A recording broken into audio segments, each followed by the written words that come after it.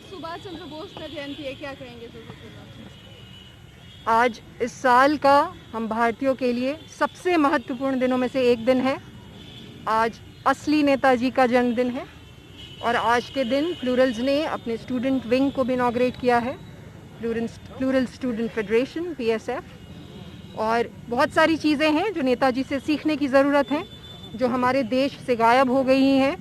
हमारा देश महान जिन लोगों की वजह से हुआ था, वो महानता शायद अब धीरे धीरे थोड़ा सा आर्ग्यूबल हो गई है और उन लोगों को जिंदा करने की ज़रूरत है। लॉ एंड ऑर्डर की स्थिति भी आप देख रही हैं, क्या लगता है बिहार में किस तरह का लॉ एंड ऑर्डर? देखिए, पिछले 30 वर्षों से बिहार की हालत ख़राब है। बिल्कुल, आप अगर स्ट्रेट फॉरवर्डली चाहते हैं कि मैं आपको जवाब दूं तो ख़राब है। लोग सुरक्षित महसूस नहीं करते हैं, पहले भी नहीं करते थे, अभी भी नहीं करते हैं। ये मैंने बचपन से देखा है, जब से पैदा हुई हूँ वो असुरक्षा लोगों में हमेशा से देखी, वैसे ही बरकरार है। और सुरक्षित सरकारें जो होती हैं वो होती हैं जो एक भी व्यक्ति पे अगर आँच आए तो ये नेशनल खबर बन जानी चाहिए थी। हमारे यहाँ तो हत्या हो जाना बिल्कुल आम बात है, बिल्कुल बच्चियों का बलात्कार हो जाना बिल्कुल आम बात है, और ये बातें बहुत ही गंभीर हैं। आज दुख की बात ये है कि अपने आप को नेता करने वाला हर नकली व्यक्ति, जो नैतिक रूप से नकली है, वो भी माइक के सामने खड़ा होता है और बड़ी बड़ी बातें करके निकल जाता है। जिनकी पार्टियों की वजह से अपराधें हैं, जिनके पार्टी में ऐसे भी लोग हैं जिन पे बलात्कार के भी संगीन इल्ज़ाम है, वो भी बच लेते हैं। तो जब ऐसे लोग सरकार बनाने में, नीतियों का निर्माण करने के लिए बैठेंगे, आप जो हमारे पार्टीज़ ने जो टिकट्स दिए हैं लोगों को, उनका आप उठा के देख लीजिए बैकग्राउंड। कई लोगों पे किसी न किसी तरीके का बहुत संगीन जुर्म का आरोप है। तो ये जो ऐसी नीतियां बनाने वाले लोग सदन में बैठेंगे तो क्या नीतियां बनाएंगे और कौन सुरक्षित रहेगा?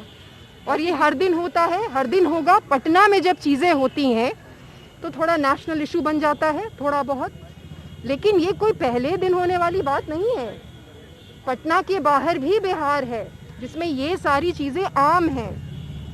हत्याएं गरीब लोगों में भी होती हैं, उनमें भी आम है। हत्या है। इसमें मैं ये चाहूँगी कि हर दिन जो अपराध हो रहे हैं उसको आप लोग आगे लाइए। हर व्यक्ति की ज़िंदगी महत्वपूर्ण है, चाहे वो पटना के बाहर भी हो, और ये संगीन अपराध पे हमें ही कुछ करना पड़ेगा।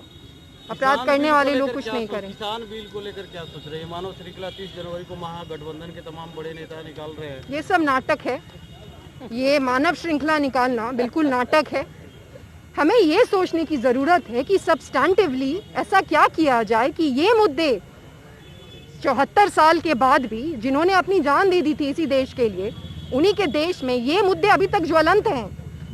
पहला मुद्दा एज एन ऑपोजिशन ये पूछने की ज़रूरत है कि ऐसा क्यों हो रहा है कि ठंड में किसान बैठे हैं, हर जगह धरना कर रहे हैं, उसमें उस बड़ी विपत्ति में आपको अवसर नज़र आ रहा है पार्टी को चमकाने का। ये प्रश्न हमें पूछने पड़ेंगे, आपको पूछने पड़ेंगे। इन मुद्दों को हमेशा के लिए ख़त्म करना पड़ेगा। और हमारे देश की तो जान ही किसान है, ये तो सबको पता है, बचपन से ही पढ़ाया जाता है बच्चों को भी। कृषि प्रधान राज्य है, कृषि प्रधान राज्य है, कृषि प्रधान देश है।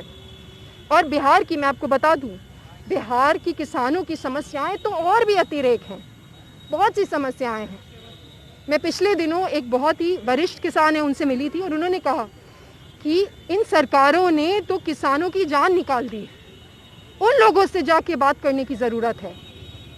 उन लोगों से जाएं, मिलें, जो नीति बनाते हैं वो लोग भी, जो दुर्भाग्यवश सदन में उनको अपोज करने के लिए बैठे हैं वो लोग भी। ये लोग जाएं पटना के बाहर जाके और इन लोगों से मिलें। और मैं केंद्र सरकार को ये कहना चाहूँगी कि इन मुद्दों को, अगर व्यक्ति को, चाहे वो किसान हो, शिक्षक हो या कोई भी हो, जिनके लिए आप नीतियाँ बनाते हैं, उनमें उन्हें सम्मिलित करिए। अगर आप हमारे लिए नीतियाँ बनाते हैं और हम ही उसमें नहीं हैं तो फिर इस प्रजातंत्र का कोई मतलब नहीं।